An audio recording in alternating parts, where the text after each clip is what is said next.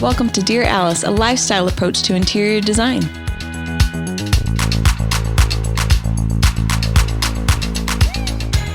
Hello, everyone. Welcome to Dear Alice. Today we've got a fun one, Sue. Oh, I'm so excited. This is one of our very favorite people, partners in business. I feel like anytime we get the opportunity to call him to help on a project, we 100% do. Yes, we squeal with joy. We do. It's so fun. Because we love an interior, we love an exterior. And he is all things exterior and beautiful landscape architecture. Yes, we're going to take it outside today. Yep. And we feel like it's that time of year where we can finally start to play in our yards and start to bring them back to life and enjoy them. So with that, let's welcome Jeremy Fillmore.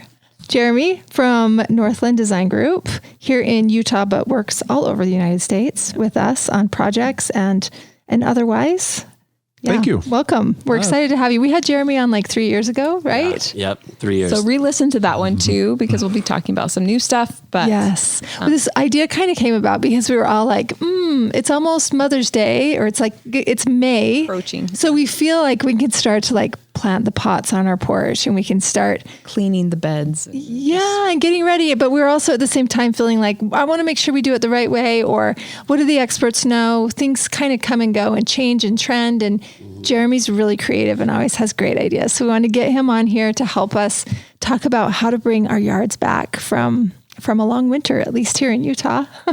Awesome. Yes. When is it going to end, Jeremy? Oh, this is an extra long one, right? This has been a tough one. Yeah. So hopefully soon. I think we all just have cabin fever. So whenever it is like a sunny Saturday, we're like, quick, get the snips. Yeah. Let's start pruning something. Like, get out there. Yes. Can you take us through, we're sitting toward of middle to end of May right now. What should we be doing right now with our yard? What can we do? Because I feel like there's this sweet spot coming up called June. And we want to be able to be in our yards and entertaining and enjoying the great outdoors. I know for me, I'm like opening up my sunroof in my car every day, and I just want to feel the vitamin D. And you want to throw parties and, have reasons to gather. And it's just such a beautiful climate. So how do we make our yards more fabulous this time of year? When you kind of asked that question and kind of started the conversation, I think the word that came to my mind was inventory. Gosh, do we just kind of open the shutters and let the light in and crack the windows and let the fresh air in? Yes. And we start to say, hey, let's start looking at outdoors. Let's inventory what happened over the winter. Yeah. What was it? And every place is different. Everywhere you go. If you have snow, that's kind of rough on the ground sometimes on your grass and in the planter beds, or just depends on the climate and where you live. But I think taking that inventory and sitting down and as an individual, as a family, as a couple, whatever, and just say, what do we want to do? What needs to happen? Is it just dusting off and you have a tarp over the chairs and you just go out and shake it off and fold that up and put it away and you're ready to go?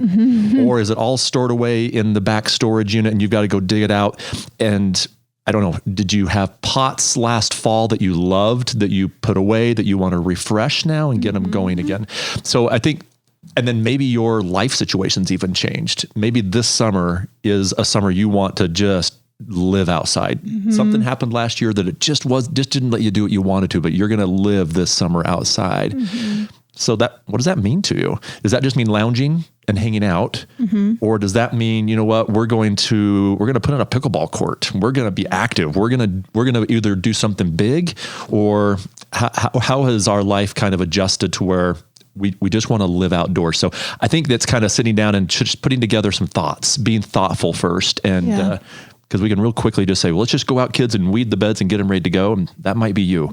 But for me, I think it's a matter of kind of reevaluating. Yeah. I love that. Yeah, I like that too. That feels good. Or maybe you even have like a life event. I know a few of my neighbors have like a wedding and they're going to be doing it in the yard, example. Right? Yeah. And so you kind of see them constantly in their yard, just fine tuning every little last bit to make sure the lighting is right at nighttime when the reception's going to be, or that the pathway is beautiful, from the sidewalk on up to where the reception is. Or I don't know, there's like a lot of different ways to use the yard. For me, like right now, I'm feeling like I need to get my porch right. And so I need to get my pots planted. And I feel a little bit nervous about it. Sometimes I just get them professionally made and put them down. But other times I'm like, I own all the pots. I just don't know what to do. I heard somebody saying on our team was saying, I get manure and I stir it in and I air out my dirt. And then she starts planting. Do you have a favorite mix in for the soil? Or how do you get the dirt ready for the pots on the front porch? So again, everything I think depends on what you're going to put back in the pot is how you depend on what type of dirt you're going to be putting into them. The amendments, what it is. The idea of manure is fine because it's organic, but it's also what they call hot. I mean, it's strong. It can be, if it's not mixed correctly, it could burn any plant you put in. So we're going to have to think about it and be careful. So there's some really fantastic potting blends and soils you can just buy in bags that are really nice. And again, it depends on, if you're going to be doing succulents in a pot, for example, and you want to do beautiful succulents in there, they're really water wise. They don't take a lot of water. So that's a good idea. Sometimes your soil can be a little bit more sandy textured mixed. Okay. But if you're putting a hydrangea in that pot this summer and you want to just let it grow or whatever, you're going to want well-drained, really organic soil. So I think it just depends again on that inventory. It's that check and go, what am I going to put in here? What's the right step for doing it? And everything with pots, of course, you have to plan for drainage and irrigation. And sometimes it's a mess and people just say, I don't want to do pots. And as soon as we have a conversation that, what if we could take care of the mess and the drainage? They're like, of course I'd want pots then. So then you're like, then let's talk about how we could make that work and control the drainage. And there's different techniques we could, that we try to use there. But I think that's kind of the beginning of that is what's the purpose of the pot? Is it going to be in the sun? Is it going to be in the shade? And how you would propose the soil in it depends on the plant. Got it. Yeah. I like that.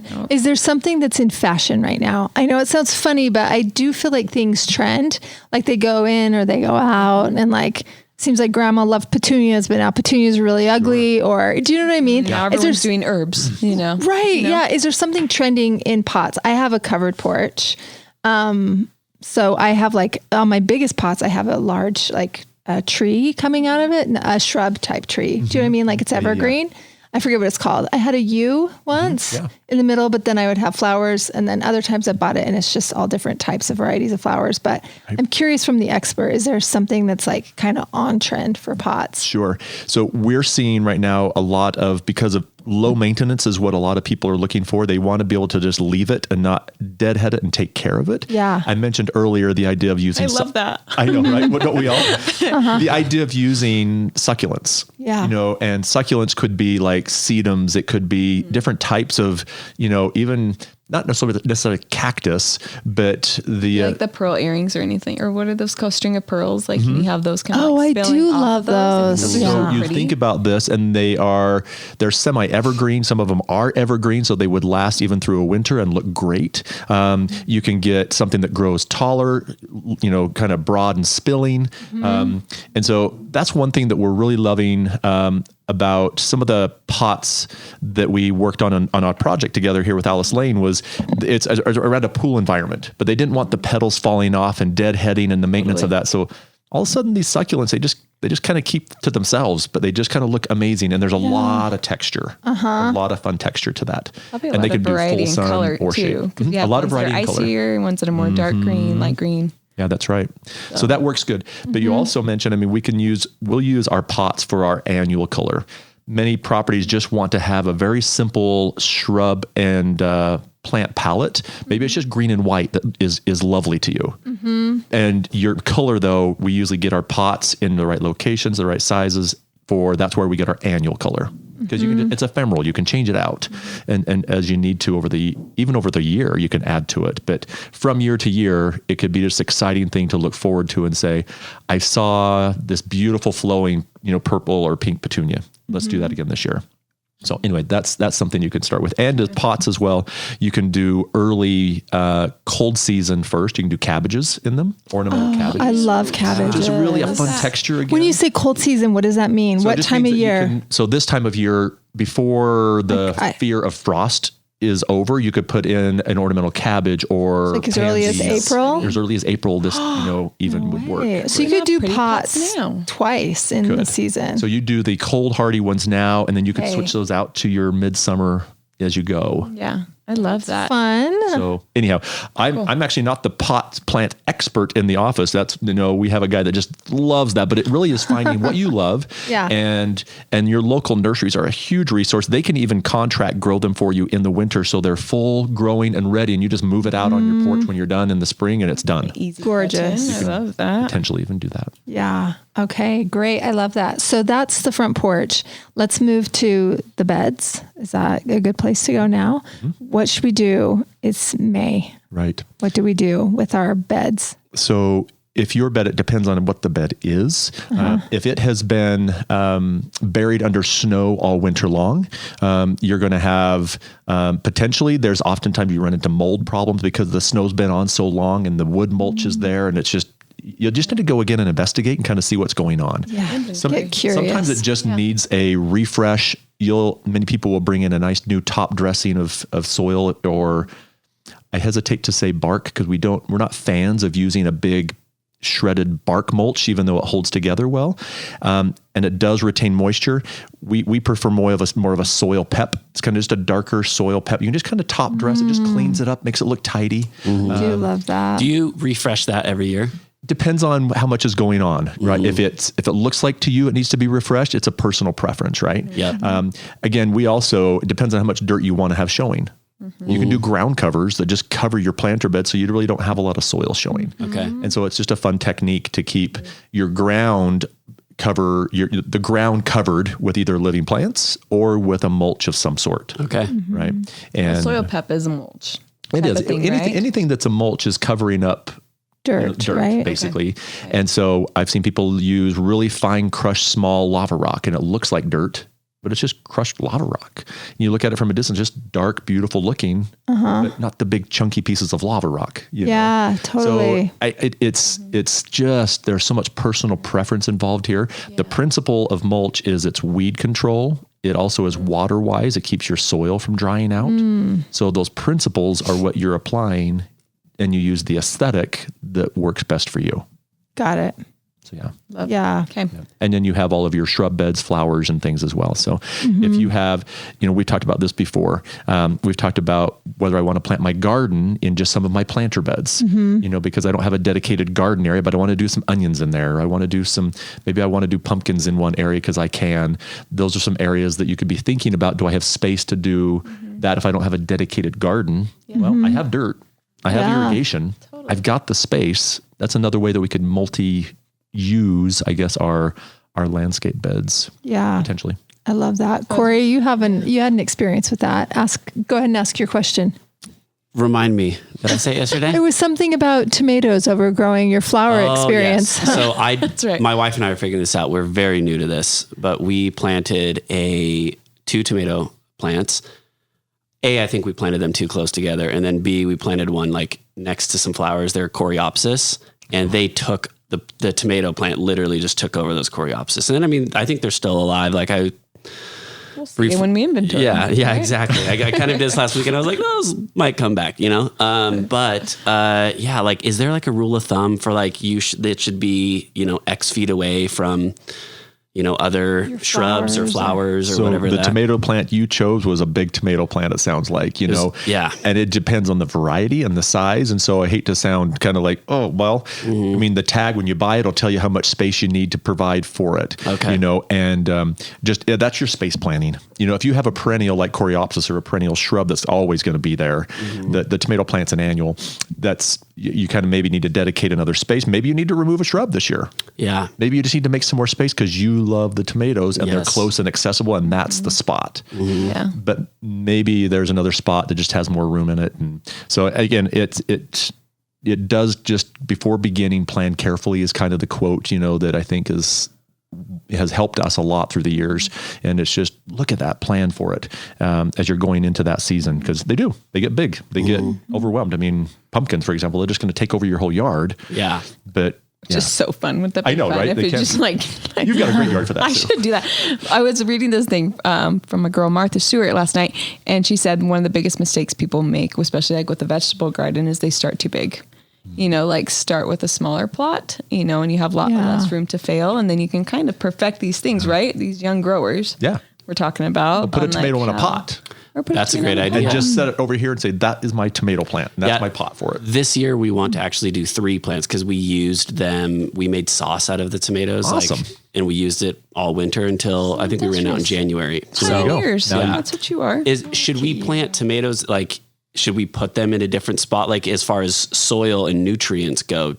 No, you can. Does that matter? There may be a horticulturist listening that says, "Oh, yes, always do this," but our experience I guess we don't plant people's tomatoes for them, but as long as we get the old tomatoes out, we mix that soil, we change it up, and that's kind of getting your soil prepped from last year to this year. Is getting it tilled in, getting it aerated. It's been sitting stagnant for all winter long, just packed down. Tilling that up, aerating it. We need air and oxygen and light and water, right, for our plants to thrive, and that. Sometimes our soil gets too compacted, so it's getting the old out, aerating it, and yeah. Okay, cool. It's great. Great advice. I love that. Okay, should we move into, I have a west-facing backyard, and I feel like I need to create shade for things to grow. Pots on my porch, us to be able to enjoy the backyard. We need lots of good shade. Do you have favorite shade trees or favorite shade tricks so that we can better use our yards and stay out there longer? Not just to sunset at night. That's the only way I've been able to use my yard is to go out at nighttime. You know what we need to solve your challenge in your backyard, particularly? We need palm trees. Oh, yes. So That'd we be need lovely. palm trees, but Utah doesn't work. So, Yeah. so whoever's listening is like, oh, well, okay, because yours is up on a second story. Yeah. It's like, how do we get up high? Could we create something? They're not considered a shade tree. I get it. But the idea of depends on your circumstance, where you need shade. What is it? Trees, I have a lot of favorite shade trees for our climate in the Rocky Mountain area here, of course. And those are usually because they grow a little bit faster, but they're still a hardwood. Ash trees. There are some good ash trees. And I know we have to watch those with borers, of course, I understand. And the oaks are beautiful. They're going to get to good size. They're beautiful. And they hold their leaves a little bit longer in the wintertime. So some people love that. Some people don't. And so they're considered kind of semi-evergreen. But the shading option, so definitely the trees, we can get down to structures for creating shade. Yes. We can work on, fabrics like canopies for shade. And each of those typically take a structure of some sort to support that. So whether you have a structure to support it or whether you don't, if that's something you want to build, fantastic. They work great. There is, I think if we have our living space and couches and chairs and everything in a space that is working and it hasn't worked in the past and it's just baking us. Again, this part of that inventory comes back into, do we need to reorganize how we live outside? Yeah. And maybe that's just, sometimes when we're doing a design, we turn the design around 180 and we look at it and go, well, we didn't think about that. We didn't think about maybe reconsidering how we're organized outside, and maybe let's just rethink that for a minute. Your deck is where it is. Yeah. You're not changing your deck. Right. Right. And so the idea of getting something up and over your head, in your case, probably would be more of a structure standpoint or an idea. And also I think it is, we have to remember how the sun works. Is the further our trees are away from our space, the less effective our shade's going to be. So sometimes if you look at it, we've consulted on multiple projects where we said, well, let's bring a tree in and put it right next to your patio. They're like, oh, well, I didn't know that I didn't think about that. Yeah. We have planter beds out along the edges of our lawn that are 50 feet away, and that's where our trees go. Well, we can bring a tree and put it in a lawn area and cut the sod out around it, or not, and just have a big shade tree. Now we have it, and it doesn't have to then be a ginormous tree that takes 10 years to grow. Yeah. It could be a smaller tree that I bring in day one, and I could plant 2 or even 3 of them, and all of a sudden I do have shade. Yeah. Just because of the proximity of where they are to the space I'm sitting in. Totally. Do you have a favorite variety for something like that?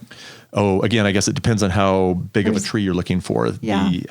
Depends on the size of your yard. The trees and the size of your yard. So again, And we can also use, you think about, does it need to be a shade tree with a huge canopy? Right. We can use columnar plant material. It will also block the sun if it's closer to you. So it can just go straight up and down. Go straight up and down. Let's say you take a columnar beech. A columnar beech is a wonderful tree. It only gets to be maybe 8 foot in diameter, but it'll get to be 30 feet tall. So you now have an 8 foot wide piece of shade. Yeah. But maybe you put 3 of those together and maybe there is 4 feet of space between them. Yeah. So it creates a rhythm. Beautiful. And eventually they'll grow together, but maybe that's okay. Creating a fence. Yeah. Yeah. And you can buy Living columnar fence. trees come taller when you buy them typically, just that's what the nature, how they grow. Yeah.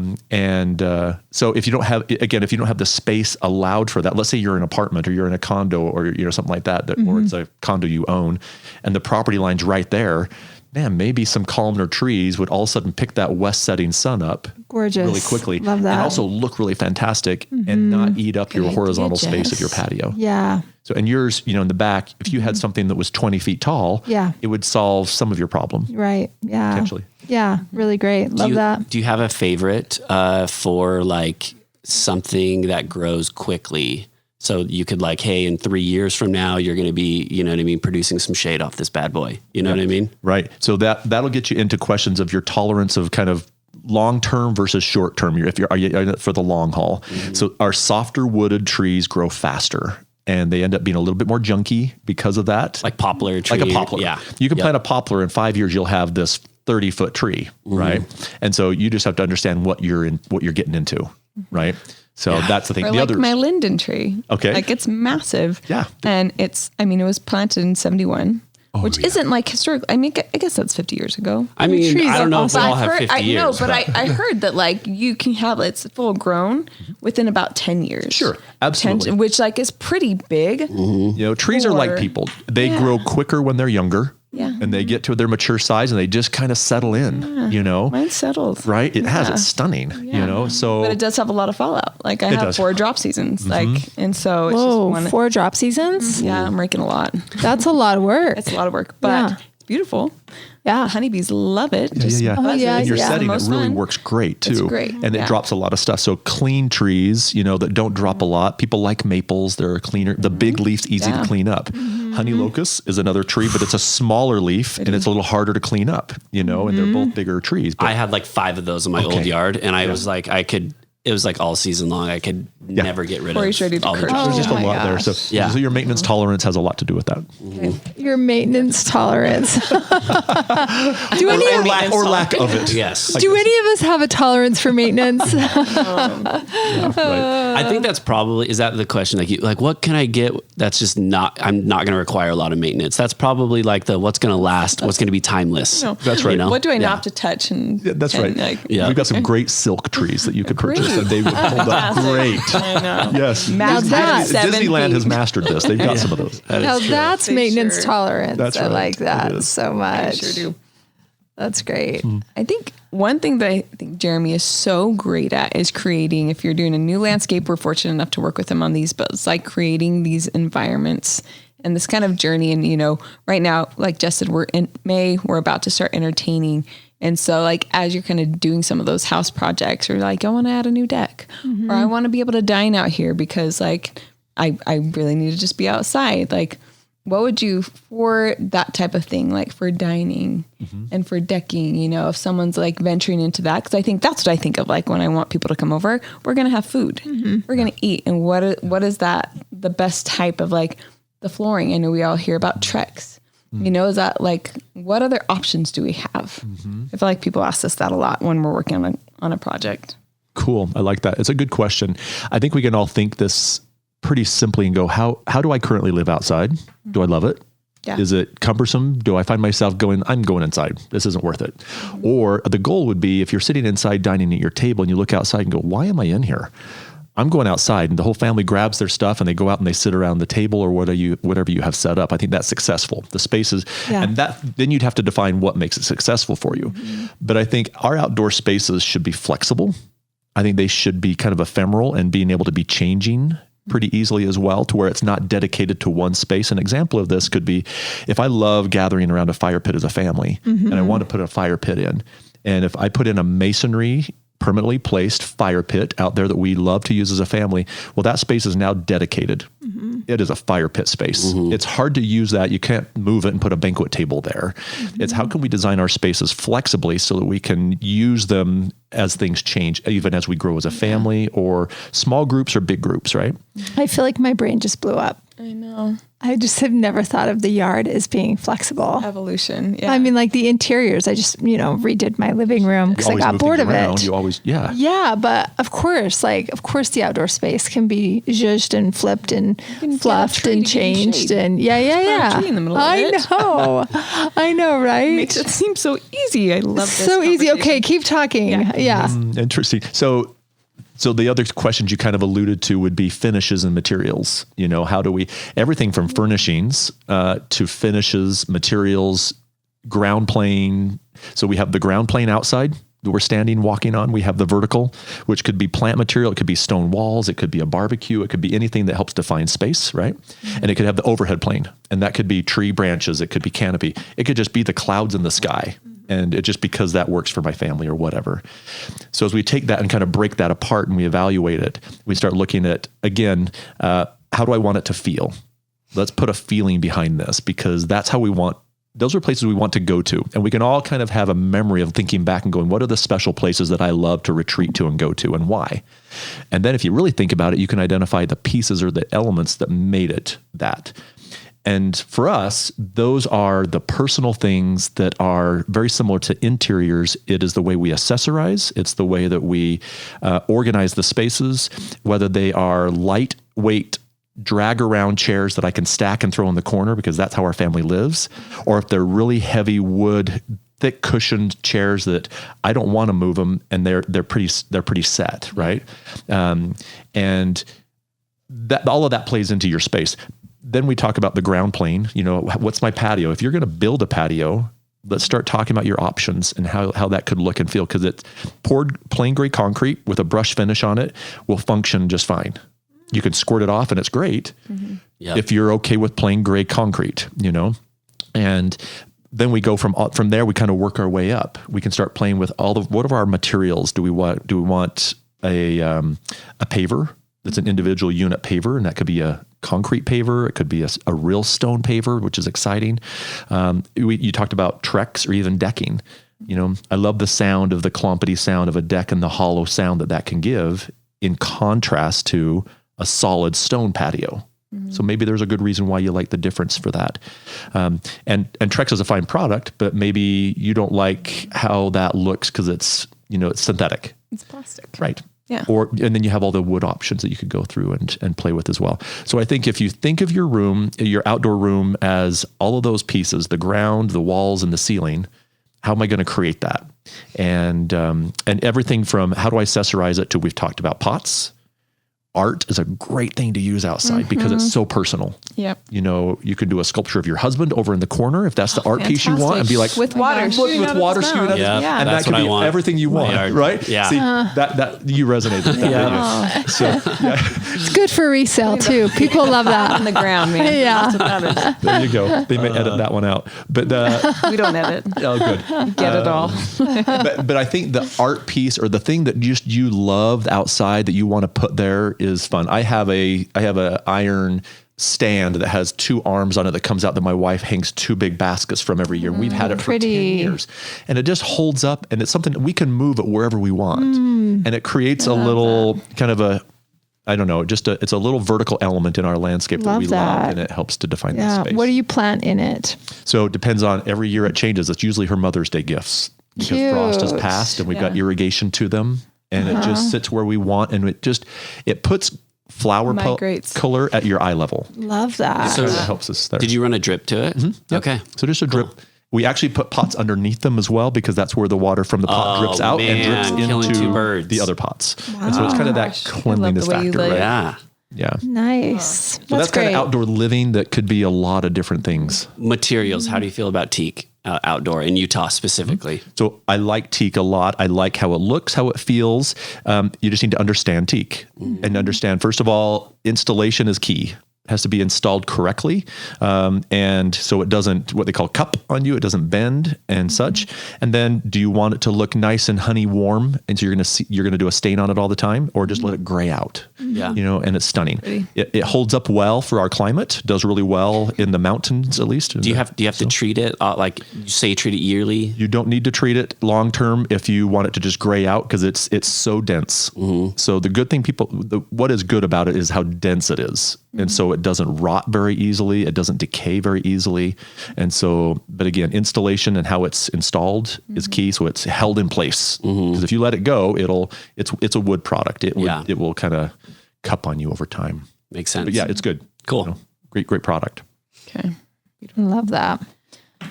Okay. Let's talk about fire pits. Yes, I know.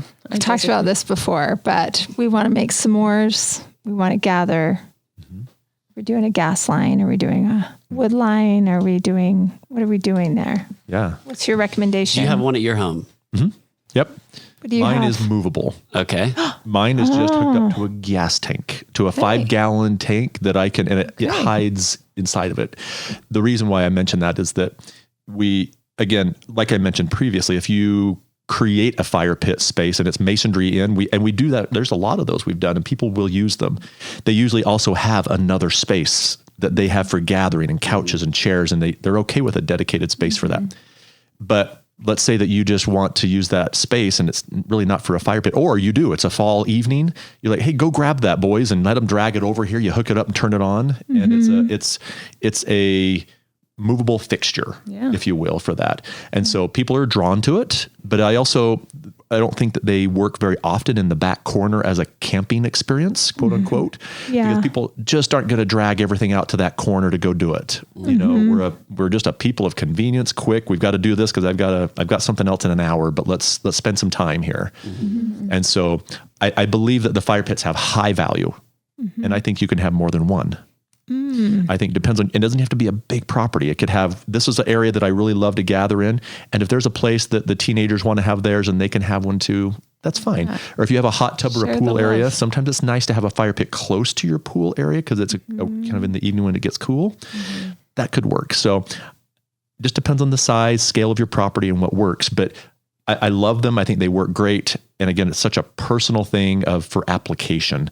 And even like a fire bowl, you can get it down at a Home Depot type place that you just love, and you can, so the log versus the gas. Yeah. Depends on what you love. And is yours propane? Okay. Do you, I mean, you like that as far as like much better because it's that click start, it's done. Okay. There's no smoke. There's no smell. There's no nothing. And so, but if you want to rub two sticks together, put some, and build a flaming campfire, awesome. Go for it. Cool. Yeah. Yeah. Great. Love it. Love that too. I really want one. I do feel like it's ours is permanent, but like we use it Sunday. Okay, so you know what I mean? Like it works. Yeah, right there. That's where you want it. Yeah, and we just ran a gas line to it from our house, so we don't even worry about refilling it because I'm horrible at that type of stuff. Yep. Every time I would like go use a barbecue with a propane tank, like, guess I'm running, you know what I mean, to get 5 gallons because I suck at that. And it's so true. Yeah, it's all about you and your lifestyle. Totally. Yeah. And ours is very permanent. It's very, very big. And we're rubbing sticks together. You guys are, you're wood burning, right? Yeah, but it's massive. That was the hottest fire I've ever felt in my life when we roasted hot dogs. Tom knows how to make, he's first class. Yeah. But your kids love it. It's so much fun. Oh. No, and it's very much a rustic barn experience. So, absolutely. Totally. So figure out what your environment is. And I think that's what you're so good at. Is customizing the experience to the client. Obviously we do that on the interior, but you just mirror it so beautifully like on the exterior so that it really is this beautiful indoor outdoor experience.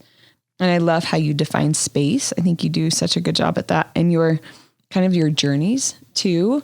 I know that when Jess was doing her landscaping, you asked her, okay, so like what is their journey to the backyard if you're going to have a wedding, like, do they go through the house? Do they go through the side? What does that look like? Yeah. So that was the first time I thought about a guest coming and their journey to the party. Was Jeremy brought up this idea and he said, do you want them to knock on the door and then you take them out back? Or do you want to like have a little sign that says come around back? And I was like, well, of course a sign that says come around back because I'll be back there. Yeah. I don't want to answer a door, Yeah. So we did a beautiful walkway that's just, I call it my hosta parade. It's all these hostas on one side of the house, and it's Walk through the hosta parade. so pretty. I know. I feel like I want to just tell people to come on back just so they can enjoy the parade, to get back there. That should be your summer entrance to your house. I know. Summer Jess. Come on back. The hosta it's cute. path. But I do think it's a really good question about how are people going to come? What's their approach to the yard? Do you want them to go through a little garden gate? I remember we talked about that. Like, how charming, what do you want this experience to be? Because every bit of Privacy, that can be created and can be thought out, especially if you have a great landscape architect like Jeremy that's trying to create this beautiful, thoughtful journey. Yeah. Good. Well, I think you kind of hit on it. It's no space is left undone. Take it and say, I've got a side yard. What can I do with my side yard to make it fantastic and to make it an experience? Yeah. And I get it. We've got to have garbage cans. We have to have air conditioning units. We have to have gas meters. All those things have a spot. Yeah. But we also can plan around them. We can accommodate for them and not make them be the champion of the problem. Yeah. Right. Yeah. And so hopefully the moments we want to have going into the back can be crafted and be intentional. And it can be stepping through a hosta garden. It can be going through, if it happens to be a hot side, yours happens to be a north side shady side. We can make it more of a rock garden. It could be whatever, the full range of how it is. But then there's the entering into space. In our homes, we get this. We go through doors, we go through thresholds, we cross over from one space to another. Yeah. Outside, we forget we can do that, and we can make the feeling happen, whether it is a gate, whether it is a line of plantings that we cross over. It's entering into, and you feel like I'm in a space. And it is. It's not undefined. And then you have rhythm and movement that can move me through that space that's also exciting. And it should be things you love. Yeah. And things that are important to you. And it can be vertical gardening. If it's a narrow space, remember, we can grow vertical. And that's cool. Yeah. We can do that. So I think those are the spaces that then, and it delivers you into the gathering space in the backyard, typically. And how do they arrive and what do they see when they show up in the back? It's kind of that compression and release. Where you kind of like, remember at this one, you're like on the side of the barn, you should do some type of arbor, like some type of tunnel that people come through, and then they enter this like quiet moment once they get to the back. And I was just like, that's so brilliant. Like, you don't think you have these massive like vistas, you're like this big plots, and you're like, how do I create intimacy? And you're so good at it with an arbor, with the vines crawling on top of it, pumpkins growing around. Beautiful. Well, and as you think about your feet and what you're walking on and the experience of them. And if we like to just move and walk, but sometimes what if you had to actually stop and look down at your feet and pick your footing? Yeah. And be intentional about the stepping stones, because there's a space between them, and I have to think about that. I think there truly is a poetry, I think, to design, and that we can actually say as we go through this, that this is intentional. It slows me down. I can meditate through this space because it makes me slow down the way it's designed. Yeah. And then it opens up, and then off to the races. Yeah. But I had a slow moment. Yeah. And it was fun, and it felt a certain way.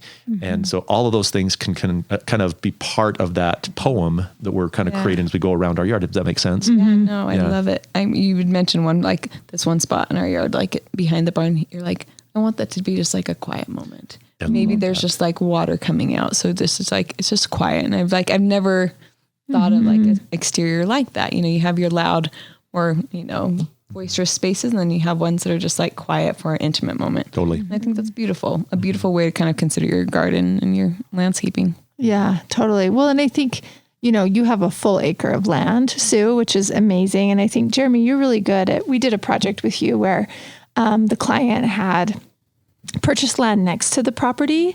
And so you created this beautiful moment with the Thunder Shack and then a little garden cottage. You created structure within all of this acreage that she didn't really, they just had more space. And she thought, how nice to be able to host a baby shower or a wedding, or do you remember? And you sort of created this narrative about what if you're out picking apples and it starts to rain?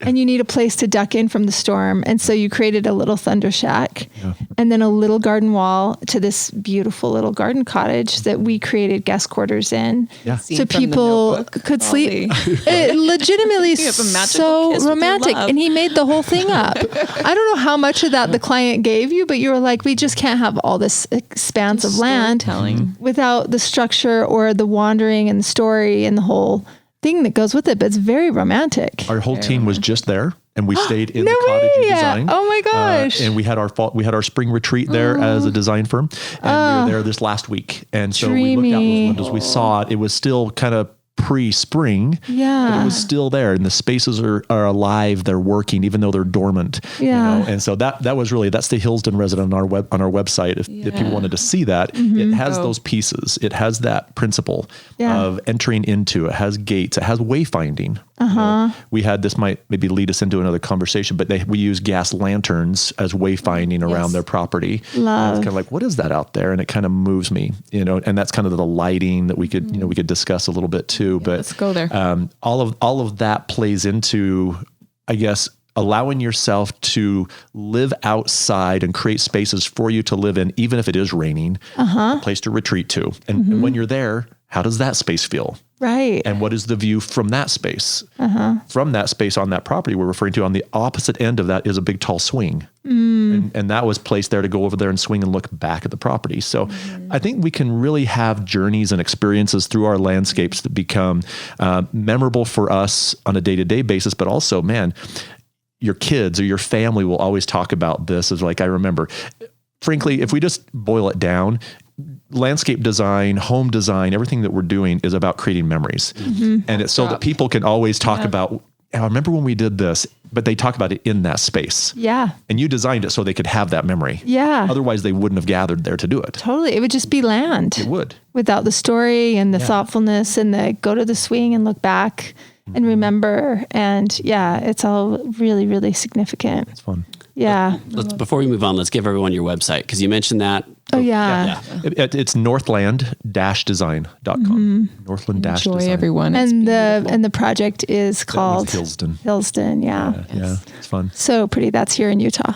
Can we back up a little bit and talk about lighting? Oh yeah, I do want to hear about like the gas lanterns, like at that property, but just whether you're starting your landscaping and like implementing lighting, or whether you have something that you're just trying to like make more magical and give light so you can enjoy it for longer into the evening, right? Right. What are your suggestions? So awesome conversation. We have this all the time, is that our landscapes go to sleep at night sometimes, because when the sun goes down, people go indoors or they leave their landscape at night. And that's so sad when you think about it. That's so sad. You're like, okay, it's done. We have to go inside now. And I get putting a spotlight on the side of your house so you can extend and play soccer into the evening, and that works, and it's great as well.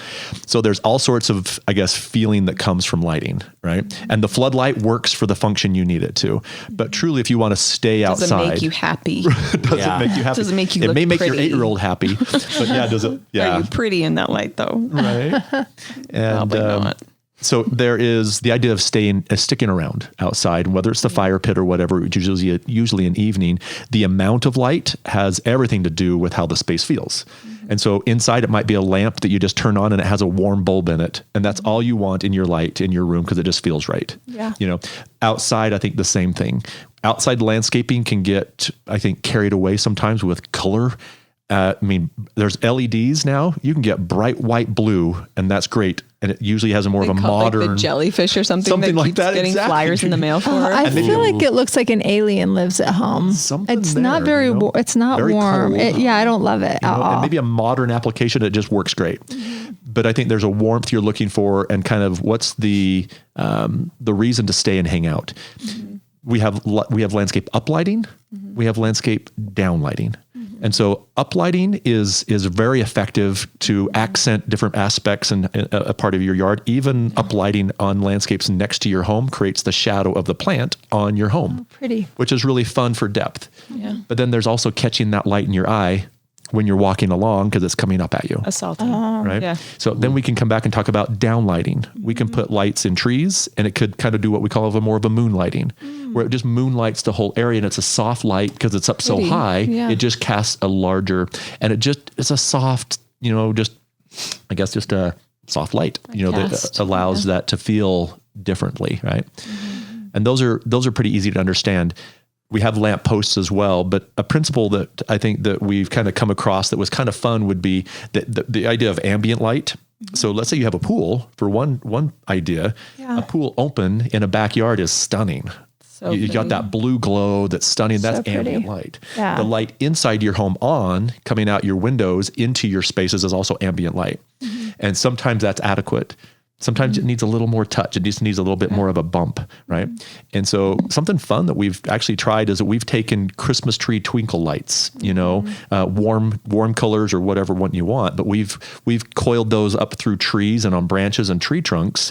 And most of the time, of course, you don't see it until the evening. You just turn it on, and it just gives a little bit more ambient light. It also it's festive. It's a lot of fun. That's magic. It is. It really it's is. fairy lights, really. It's kind of the fairy so light dreamy. idea, but it also achieves something on a very affordable budget that I probably already own the lights. In fact, You can grab them on Amazon and get them by the you morning. really can. Or today. Yeah. You can take them off your tree, take them outside for the summer, put them back on your tree in the Christmas if you want. What I'm just Value saying, added. Yeah. for low cost, I think we can put lighting in our yard that creates that desire I have to have a southern landscape with the fireflies outgoing and have that evening experience that I think just there's a magic to it and a feeling and an ambience that it does create.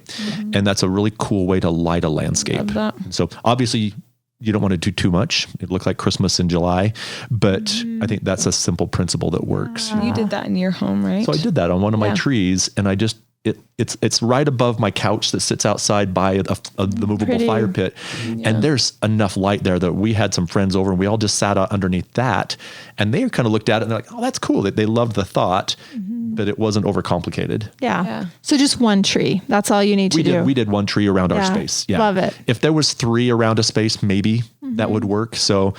You just want to make Pretty. sure it's going to draw a lot of attention. So you just Yeah. want to make sure it's really special. It's going to create that moment I love that. that you want. So beautiful. Great. So charming. Ugh, I love it. Yeah. That's great. What else, guys? Anything else? I was going to ask, are there solared? I would imagine technology is getting better and better. Are there solar power stuff? Because I'm thinking on the back side of my yard, there's no electric back there, and I'm like, how do I run an extension cord to get? Are there solar powered lights that you're digging right now? Yes. Yep. So I have some solar on my home where I want security lighting, and it has a little solar panel with it, and it just turns on, and it's great. Okay. Love it. If there is, even for, let's say you wanted to have a pickleball court and you wanted to have it, there's solar lighting for sport courts that you don't have to run all the power out to them. You can just install it. And it has about 5 hours. This particular one I'm thinking of has about 5 hours of light. But the summertime, you're good till 8 or 9 anyway. Yeah. And then, so 5 hours is plenty, and you'd be able to light up certain spaces. And technology's on our side there, right? Because it doesn't have to be bright white, glaring blue. You can get all the hues of LED, with those typically. Awesome. love Cool. that. Yeah, that's a great idea. Good question. Sorry, Sus, go. No, and I don't know if you know this or if I reach out to Brock on this, but to kind of create these journeys, if you were to build an arbor, or I have that front little vestibule area, and you want something aromatic, what are the easiest things to grow vine wise that can kind of create this magic moment, be it in an arbor or Sure. just through a gate or something that you already have on your property? Certainly. Yeah. So climbing roses do fantastic in most climates. I mean, from California to our Utah climate, most places, there's some wonderful, climbing roses that you can train them quite easily. They grow quickly, and they're very quite aromatic. They're soft, right? Clematis is another one that's nice, that can give you some nice aromatic, and then also honeysuckle is another one. So you're just going to think about the space that it's in, the plant you're using, and the attraction that bees it could bring as well. So there's going to be that. Our little friends. I'm not afraid of bees. I'm not either. I they're love just lavender, there and they're fine. Lavender, Totally. exactly, Yeah. right? And wisteria is a great plant, as well. It's just Beautiful. big, heavy, gets overgrown sometimes, but just a few things to think about. I tend to go to the roses. They're just nice. They look good in the wintertime too because of the woody nature of their structure. Looks nice. Yeah, kind of organic movement. That's really beautiful. And then you can talk to Brock about varieties because he knows them really well. Okay, I will give him a ring. Yes. That's lovely. Beautiful. For sure. All right. What else do our people need to know before we turn Jeremy loose? Man, I'm going to keep I him here feel so forever. inspired. I know. Yeah, I'm like, I probably our just hands in the really dirt. need to like, build a house and have Jeremy, that's what I was thinking through my whole mind. I did it all wrong. I need to start over. Maybe the last thing that comes to my mind that we might think about would be getting the proper balance between lawn and planters. How much of my yard should be grass? Yeah. How much should be planter? How should we value that? How should we look at it? Water conservation is a big key. As talked, in Utah here, that's big. We're in a dry desert state. Wherever you are, water conservation, I think, should be at least on your mind of how am I going to overuse my water? I don't want to do that. And so our lawn areas sometimes are seen as just easy to maintain. I just mow it and I'm done. But sometimes we don't really stop and think about the aeration and the fertilizer and all the stuff that goes into making a lawn Getting look sprinklers great. up there. The sprinklers and The water how does bill that work? itself. Everything that applies to that, right? And there's the trade-off that says, well, if I take the grass out and I turn it into a planter, then I've got to control the weeds and I have to manage that, which is there's some truth. There's some maintenance to that. There's maintenance on both sides, of that as well. But you can also, from a water conservation standpoint, we talked about mulch, controlling weeds in certain planter beds, and we don't have to fill our planter beds clear full of plants. Sometimes negative space is fine. We don't have to feel overwhelmed with having to have it be a full garden. And then using grass where grass is usable or functional. And I love it for a curb appeal as well. Lawn is good negative space for your eye because it's calming. We have other plantings that give a lot of sometimes they're the champions, and I like that for negative space. But then just how much functional lawn do I need? And can I reduce that anywhere? And does that make sense for me? So I think just a plug for sustainability and thinking through that and being careful as we kind of consider all of our inventory, how we started this, and go, where am I at? And do I have a corner where my grass is always dead? And I can never make it work great. I'm always mowing that corner anyway. It's like, well, what if you just rounded off the planter over there and took the grass out? Every time you mow it, you'll be like cheering. I don't have to do that corner. I solved it. Yeah. Little Can we talk about beds for 1 second? I learned this from Jeremy when we were working on my yard. I was like, do we need to get like the concrete curbing, or how do I separate the bed from the lawn? And Jeremy was like, oh my goodness, we'd never do that. Talk about how to separate beds from the lawn. What do you like to use? Sure. Obviously you hate a concrete curbing situation, and tell the people why. The reason why I guess we pull away from that, because there's a function to it. So I get it. polite. I know. We maybe avoid those, but Okay, here's the reason. Okay. No, well, honestly, one of the main reasons from an aesthetic standpoint is in landscapes, your eye goes to a line first. Yeah. And all of a sudden you see this white curvy line running through your landscape. the accent wall of the exterior, y'all. Right? It is. It's a baby. It's like a baby sidewalk running everywhere. It's what Baby you see. sidewalk. Versus if you don't have that and you kind of control that edge with something else, now you see the form and the shape of the lawn rather than that. And there's a lot of variables there depending on budget and what you'd like to use. We use a steel edge, a really strong steel sturdy edge that doesn't wobble and fall over. It creates great radiuses and great 90-degree corners. There's also something to be said for just someone who wants to just have more of maybe the word is agrarian landscape, where the grass is okay to blend into my planter too. Maybe they're not a totally manicured, chiseled edge looking, approach that they want. I'm into it. It's okay, right? Yeah. And it's keeping on top of that every year or something like that, or two. Yeah, right. And how much do I need to keep it edged? In the shoveled edge, my dad loved a shoveled edge, and he did the work every year and just shoveled the edge, and he loved that deep shoveled edge. Oh, that's what he did. But grass wants to spread. Our grass here, the Kentucky blue, it's rhizomatous. It suckers. It spreads. Yeah. Fescue grasses in different areas, sometimes it gets contained better. But I think it's just that matter of, do you want to see the edge, or do you want to see the shape that the lawn or the planter creates? And that's that visual, trying to eliminate visual distractions in your landscape so that you want it to be restful and peaceful. Yeah. I like that. I think that kind of would be maybe one of our, if it's a closing thought, but it kind of leading us there would be, the goal, I think, of every landscape would be able to step back, look at it, and your eye can just rest looking across the whole landscape. It can take it all in and just rest looking at it. Yeah. And it might have some of those points of interest that you love, and there's a reason why we do focal points and accents for a reason, and that's cool. But if it stops on something that's just functional, you might want to reconsider. I like that. Why you did it. Yeah. Or how you might screen it, or Great thought. Whatever that might be. Blend it. I like it. Can I ask you your opinion? We have a gentleman in our neighborhood that has superior grass to everybody else, and he mows multiple times a Tell you week. the recipe, Willie. It's his therapy. Yeah. And I look at it and I'm like, this is superior to a golf course even. I've never seen grass like that. Do you feel like it's important to mow multiple times a week or twice a week? How often do you mow your lawn? I'm curious. How short do you mow it? That gets into a great conversation and principle, right? So we start below the ground. We look at soil prep. How much soil do I have? How deep are my roots? Yeah. Did I just do an inch of dirt and throw my sod on top of it? So my roots are going to be really shallow. I'm going to be watering a lot. Or do I have good soil depth and my roots going to get deeper?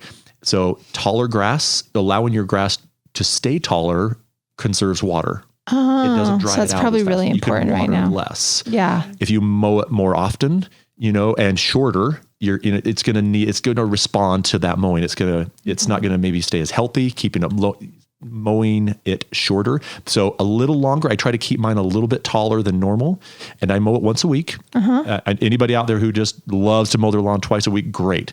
I did grow up with my mom making us mow the lawn in two different directions. Same. Right. Yes. Diagonals. Yes. And we switched. And it looks good. It looked great. It was like plaid. Yeah, it is. It's great. Yeah. Really great. Lines. That's so fun.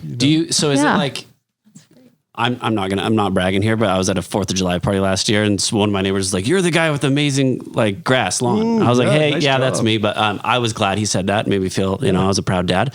Yeah. But is it like, so what's like the good length of lawn? So, cause I'm like mowing mine, I treat mine every year, every 5 weeks. So is it like 2 to 3 inches? Is that where you want it to be? So I would say in that 2-inch range. If you're down shorter than that, I think it's not necessarily short. 2, I think 3 inches where people start to recognize, hey, 3 to 4 inches, I need to cut my lawn. Okay. Right. So I also think there's also a great look to a grass staying, a little bit longer, and maybe I don't mow it for 2 weeks. It just depends on what you love, right? And so it totally is. If you drive every day, you drive into your driveway and it drives you crazy because you can't see the lawnmower wheel lines anymore because your kids have been out playing on it, and you're like, I'm going to go mow the lawn just because I love that look. I get it. But I think there's a principle of, I guess, water conservation, aesthetic look, that balance of what you love, and just making that work for you. So even if you are mowing it once, like you're just like, don't cut it down, to an inch every single time. Too short. Yeah. You just don't want to get it down too short. The sun gets to the ground, or the sun can bake the ground a lot quicker. You're going to end up watering. You're going to see more brown spots, and if we scalp our lawn, then we're going to find spots where weeds can start growing. So again, I'll wave the flag that says I'm not the grass horticulture expert on this as well. But I think just principle based wise, leaving your grass a little taller is going to make you a healthier grass. Okay. Excellent. Okay. Oh, you have a question? Guys, we could talk forever. I know. You just tell me when to shush. I think such a beautiful look that we see, like we saw it, like in Gwyneth Paltrow and Chris Martin's home, that gravel, like yes. I have some, but not all gravel is created equally. And you talked about think about your feet experiencing this, right? And I think that would be a fairly easy application if you wanted to create a mood and just like a livable space outside. What would you recommend if someone wanted that look to get that? So the thing I like about that is I like the texture change it creates. The sound of it under your feet. Yeah. It's nice. It's just that tires change. Too. Your tires. You have a gravel driveway. I love it. I think it's great. And so there is, depending on the application and where it's at, a lot of our pathways, the Hillsdon residence we talked about, if you looked at that, you'll be able to see the pathways in there are a crushed limestone, and it packs really tight. There's crushed stone that's packed tight, and then there's pea gravel that's round and rolls. Love pea gravel, yeah. So, it's round, it rolls, it's a little bit more movable. So it kind of does what we call travels a little bit more. It scatters a little bit easier. And sometimes people don't like having to pull their feet out of it because it's a little bit softer, right? So it depends on the application. So some of these areas, you can compact that crushed stone tight enough that it could be used as a great patio. for a driveway, just depends on, your tolerance for a driveway being that way. And then there is the, everything from a pathway. So I'd say like a fire pit space is a lot of fun to have a crushed pathway or a crushed stone in, but you have to realize it's going to take some refreshing. You may have to recompact a little bit. It's not just going to take care of itself. Yeah. Or you can do pavers, of course, and be hardscaped and finished and done. But I like the change of materials a lot from one space to the next. And that goes from decking to crushed stone to a paver to a grass. You can hear all of those and understand how they would feel differently if you used them. Okay. I love that. And gardens are a great place to do the crushed stone as well, because it drains really well. It's a good draining material. So it doesn't run off usually. Yeah, that's good. Moss between pavers, or like when people want to grow grass to have that like English garden. I think that was the last thing I had noted, and then I'll stop. I have that on my Pinterest folder too. And I think we all love the look, and it just feels like so grown in and very ferngully, right? But how do we do it successfully? Sure. So again, it's the base, it's the soil prep underneath it. That plant wants to grow. And we've got a concrete stepping stone or a stone stepping stone that has to be set on something compacted, typically, to keep it from not moving around too much. Yeah. And so if we can get enough dirt in there to get the ground cover to thrive and do well, the mosses do really well. They stay really tight so they don't get out of control and cover up the stepping stone. And then it's how do you want to irrigate them as well? And so, because then you're spraying the whole area, which is fine. No problem. Drip irrigation works, but usually for these smaller spaces in between stepping stones, it's just in a little micro spray or a spray situation that irrigates them. And we use mosses in between stepping stones all the time, and it's super successful. Yeah. So are you packing soil, setting the, whether the paver or whatever it is, and then digging soil out? Then you come back and take that soil out between them, so you're going to buy those ground covers in a plug, right? Yep. And you have to put that plug in that root zone down in the ground. And so, and they're pretty resilient. They're pretty tough, but they also want to grow. They want to have room because it's got to go. Their roots are going to want to grow down and spread out. And the more soil you can give them, the more successful the plant will be. Okay. And then your maintenance all of a sudden starts to get less because your plants are happy. And so you would never build a home and not do an engineered foundation plan for your home. Yeah. So start at the bottom, do the right soil, do the right preparation. And I think your yard will be happier. That's great. Cool. I remember that conversation with Jeremy because I have some stepping stones to get from the driveway to my front door. And my takeaway was, you can't do it. It's too involved. It's too much work. So I don't have it, but in my mind was like, that's too hard. But I think you guys should try it. Okay, yeah. I love that. Yeah. I love that look too. It's fun to step on with bare feet. Right. Yeah. That moss and stone. It's like when you go to Holiday and you're just like, it's an ecosystem over here. I know. Holiday is a really coveted address here in like Salt Lake area. Yes. And everything grows there. It's wild. Yes. So if you live in Holiday, for sure you should have that because it's going to grow without you doing anything. So good. Okay, Jeremy, we ask every guest that comes on the podcast this question. We want to know, how do you define luxury? Ooh, fantastic question. That's a good one. Well, I guess is where you just kind of go off the top of your head, right? Yeah. Because I think luxury is this is a really good question, and I'm trying to get the right words because I know how I feel about it, but luxury is not, first of all, based on the dollar amount that we normally think about when we think of luxury. And I think luxury is the willingness that we have, or the ability we have to want to stay in a space that's been designed with beautiful pieces that mean something to me, that are personal to me, that I just want to stay in that space. And I'm going to feel like I've spent $1 million on it and I didn't have to, or maybe I did. It doesn't matter, as long as I can be in a space that has what I love in it, pieces that I love, not what somebody else loves, that are there. And I want to stay in that space. I think that becomes luxurious to me, because if I think I have to go to a resort, I have to go to a spa to have luxury. Well, I like to go there because it's a massage or whatever it might be.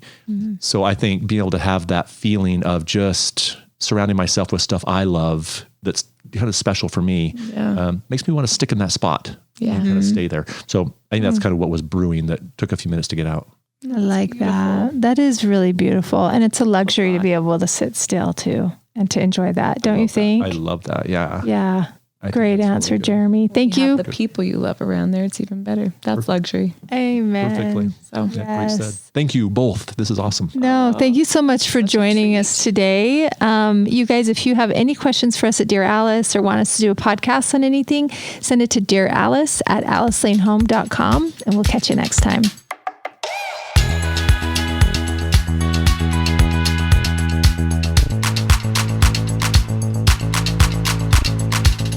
Hey, thanks for listening. If you like our show, please leave a 5-star rating.